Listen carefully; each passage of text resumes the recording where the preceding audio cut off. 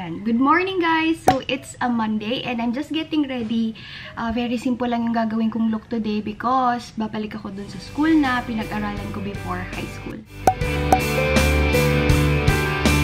ko talaga alam kung anong meron. Basta alam ko lang may question and answer portion. Para siyang somewhat, hindi naman career orientation, pero parang guide lang nila kung anong i-expect nila pagka dumating na sila ng high school. Kasi I think mga grade 6 yung audience later. Yung makakasama ko doon na isang guest, si RJ Arroyo.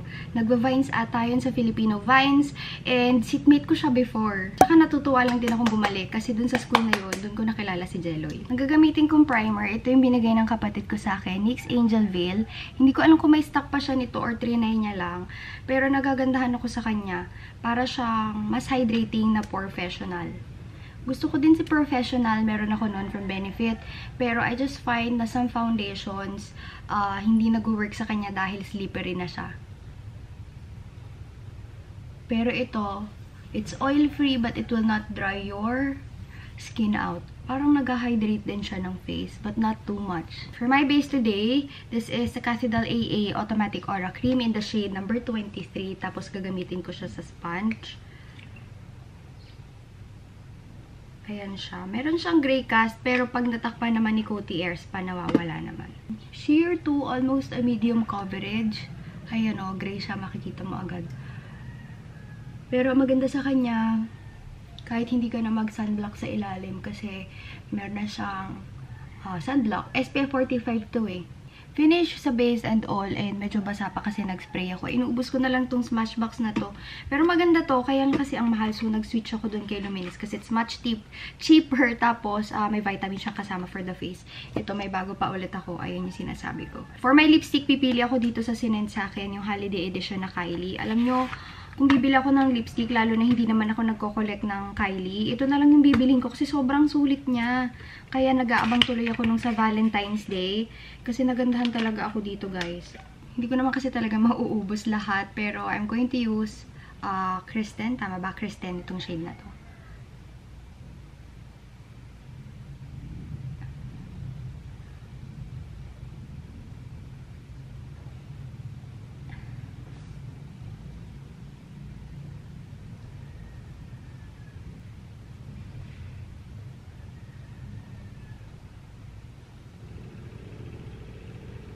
Kailangan kong takpan yung bruise ko dito dahil ang laki talaga niya. Tapos yung favorite ko na Scorch from Pink Manila. Tapos siguro yung espadrilles na lang. Parang masyadong napabright yung lips ko, pero bahala na. So much feels. Kasi nga, ngayon ako babalik after, akala ko 10 years, mga ano pala, 11 years pala yun, ganun. Ganun kalala, ganun katagal. Grabe, ang dami na nagbago. As in, itong tinatayuan ng mga building na to, field pa yan dati, or mayroong mga establishments, mga maliliit na establishments lang. Ito dati yung pinag-field demo. Alam niyo yung field demo? Naku, kanina na alam. Ay, ito na pala. Field demohan namin. Wala nang field. Ano na lang. Building. Saan ako magpa-park din? Pero kailan ulit ako makakabalik. Sa admin daw kami pupunta. Alam, tanda ako na. Hindi ko nga alam na nailipat na pala yung admin. Ang akala ko dito yung admin. Dito pala sa dating preschool. Ano ba yun?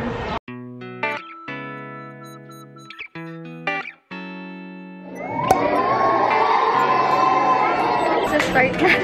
Papunta na siya ulit. So, Sarah Anastasies, I'd like to introduce to you, if some of you would be watching YouTube, ang producer, medyo na-overwhelm ako, but, I'd like to introduce to you, Miss Anaka!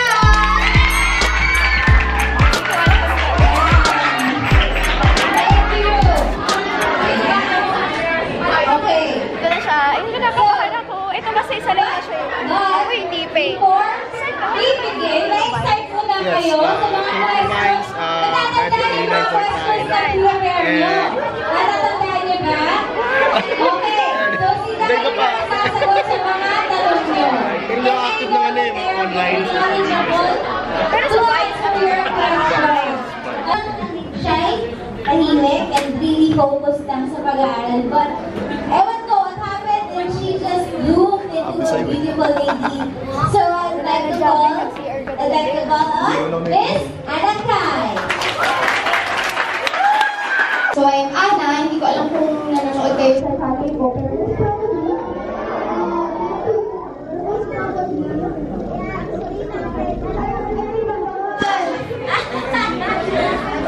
Meron. Makikita niyo may mga nag-stolen shot. Pwede naman lumapit mamaya. I finished bachelor's degree in civil engineering sa Mapura. Hindi ko alam kung nasa script niyan eh. Wala naman kaming script eh. Hindi naman namin alam gagawin natin. Pero nakita ko, klase ko dati, si Jello eh. Yeah! Wala kami ginagawa sa room dati. May script. Platform ko is YouTube, and I have been beauty vlogging for 1 year and 6 months. Vlogging is tiring. Kailangan mo maglakad, kailangan puntahan mo lang, mag-video mo lahat. Galing mo. Huwag niyong sayangin kayo sa mga club, kasi doon kayo magiging open eh. Parang doon Yan kayo si Ma'am Angel. outside of your comfort We call her zone. Angge, but yeah, Ma'am Angel kasi guidance eh. So, respect. Alam ko ngayon nakakatakot, nakakahiya. Alam ko marami kahiyain dyan.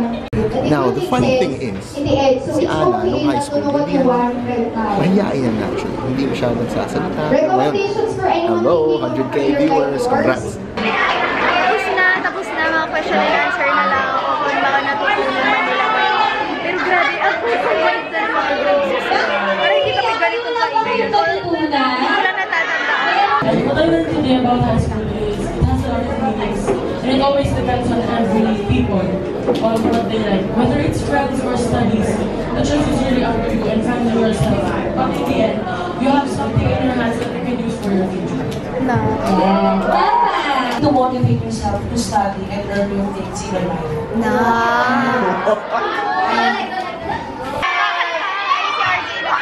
Yes, si Ana kumakanta talaga.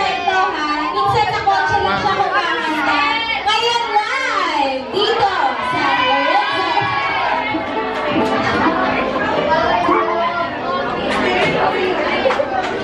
Meron ba dyan? Di ba wala?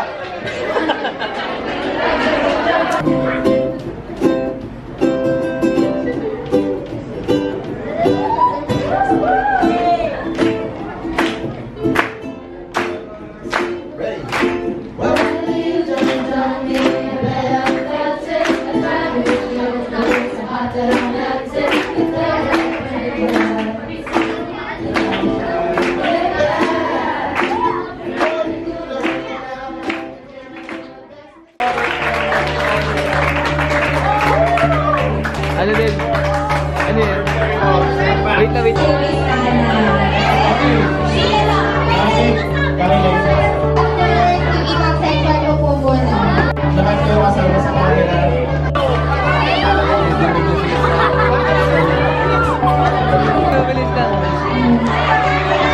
Dito si Jello eh. Pero makain kami doon sa kantin namin. Hintay lang namin si RJ kasi nagpipicturean na sila. Pero ayan, gutom na ako. So much feels. Nagpipicture si RJ. Dito tayo sa kantin. Pasok kami sa kantin, pero dyan. Ngayon lang ulit ako nakabalik. Yan pa rin yung ulam namin at hinahanap namin ng breaded pork chop. Meron pa rin pang mga stall. Chicken, may pa-food sila. Ay, sina RJ tsaka si Jelloy. May nagpapapirma kay RJ ng ukulele. Gusto namin matuto ni Jelloy. Tapos na kami mag-lunch, kaya iikot naman kami. Ayun, sobrang harap. Tour daw, tour. Magkakabatch kaming lahat eh. Sir Dance na lang eh. Nag-iikot lang kami. Oo nga, wala tayo dati ng ganun, di ba, Vendo? Hi! Ito yung section ko dati, pero naiba yung section. So much feels for today. Yan, dito kami nagkakilala ni Jelloy. Pero hindi naging kami dito. Umalis pa siya. Nag-ano, ay bye daw. Bye-bye! Bye! Ayan, may Ano lang kami nun, asaran lang kami dito nun. Oo. Pero mag-seatmate kami. Tapos yung isa kanina, si RJ. Tinatabihan niya ako. seatmate ko din yung tinutabihan ko na kami. Okay, sala-sala namin. Saya namin, pati yung dati kong service, nakita ko. Tsaka nakakatawa kasi hindi ko in-expect na kahit yung mga grade 6 nanonood ng vlog. Akala ko yung mga nanonood, yung nanay nila, gano'n. Hi sa lahat ng taga-Ruwishan. Oo, Ruwishan, Semper Lahat ng taga-Lorenzo pala. Dark lang namin saglit sa likod yung kotse kasi babalikan namin yung binibilang ko lagi ng mangga. Suki ako nito suki. Tapos ayun ang daming bumibili dyan. May naayos kasi dito sa amin Hi po. Bumibili na yung Uy, ko talaga na.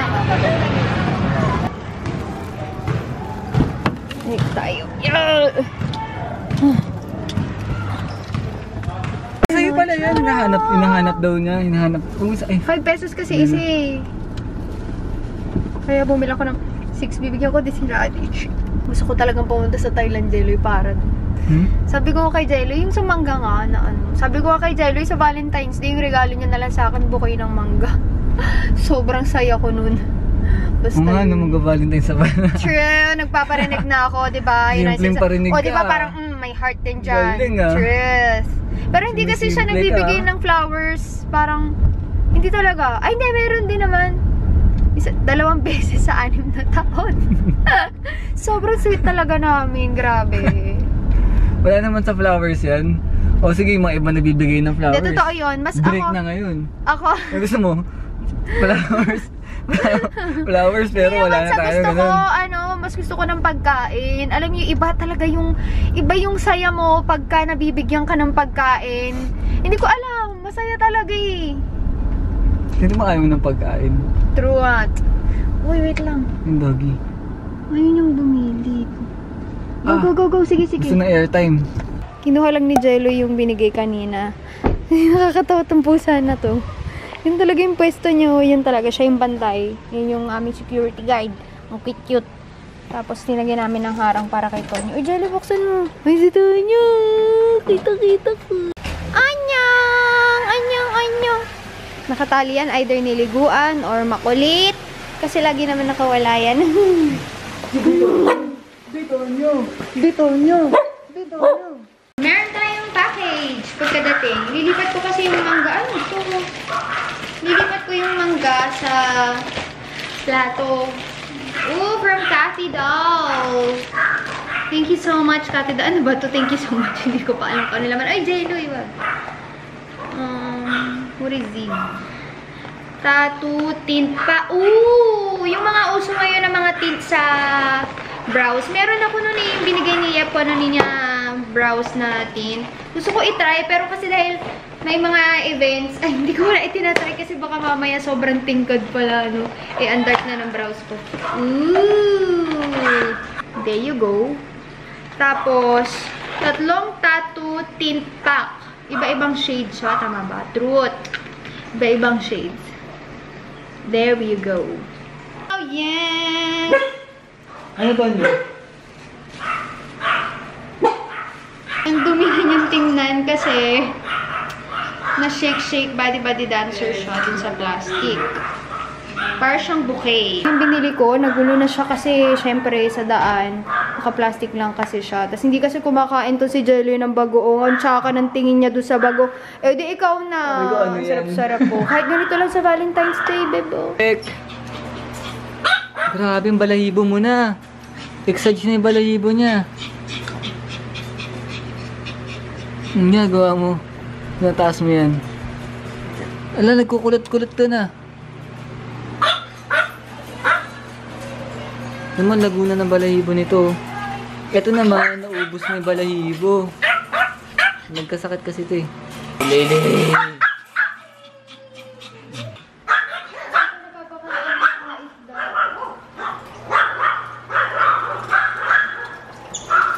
Ito yung... Anong pangalan nito? Baby na alligator gar. Alligator? Gar? Sure mo yun, no? Ito yung bodyguard niya. Ang bodyguard ni Miss Ana. Yan. Pag nandito si... bawal ko siyang dikitan kasi magagalit yung bodyguard niya. Seloso to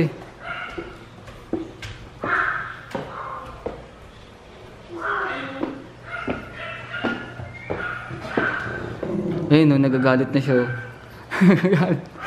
Ba't nagagalit ka na? Oh, nagagalit na siya. Oh, yung bodyguard mo. Tapos na mangga, ano naman, salted egg chips. Change of plans, nandito na kami sa Eastwood kasi yung coach ko hanggang 8 lang. Eh, anong oras na? 7. Pagdating doon, gusto ko pang kumain, dami ko pang hanas. Yun, so kung magpo-boat training, kulang yung time. Kaya dito na lang sa Eastwood. Lols, nakalimutan ko mag-vlog kasi sobrang gutom ko eh. Ano kay Jeloy? Yung 15 to 20 minutes ang hinintay na paborito. Sa akin yung paborito ko na magulo ngayon, vegan longganisa and bacon. Palabas na kami, nagkaroon na ng parang problema sa system ng parking. Ayan. Oh! Inuurong niya kasi yung puwet niya papunta sa akin. Oh, may urong yung puwet mo. Palo. Halo? Ayan, ito yung ginagamit ko. Binili ko to sa Healthy Options. Ang name niya is Alba Botanica Acne Dot Deep Pore Wash. And then I also have itong kanyang scrub, Alba Botanica Acne Dot Face and Body Scrub. Ayan. Ito kasi guys, ito lalo na to, matagal ko na itong ginamit from way back before, and syempre pag facial wash, I do not know, parang ito yung paiba-iba talaga ng gamit bukod sa shampoo. Pero okay siya, meron siyang 2% salicylic acid acne medication formulated with willow bark extract, and it fights breakouts and acne. So pag umaga, ito lang yung ginagamit ko. Tapos pag kagabi, inatanggal ko yung makeup ko, tapos ito, and then this one, para double cleanse, kasi lalo na pag may makeup. Pero pag gabi, tas wala namang makeup, kahit ito na lang. Or anything else sa aking acne routine, skincare routine, kasi nagkaka-acne ako lately. Kahit pa bago-bago yun, ang hindi nagbabago sa ilalim ng kung ano mang ilalagay ko sa face, is this one from Luminis. This is already my second bottle. Luminis Acne Erase Solution. So, this is for mild to moderate na acne. And, lalo na pagka magkakaroon ako, like, paano ba? Few days before na magkaroon ako, nilalagay ko siya sa buong face. Tapos, pag may bumps na ako na nararamdaman, nilalagyan ko din. Kasi hindi naman siya katulad ng ibang acne solution na magdadry ng face. Parang, pinapaliit niya lang yung bump ko. And, paubos na rin yung battery ko. Salamat again sa pagsama sa aking day. Thank you so much for watching and see you on my next video. Bye-bye!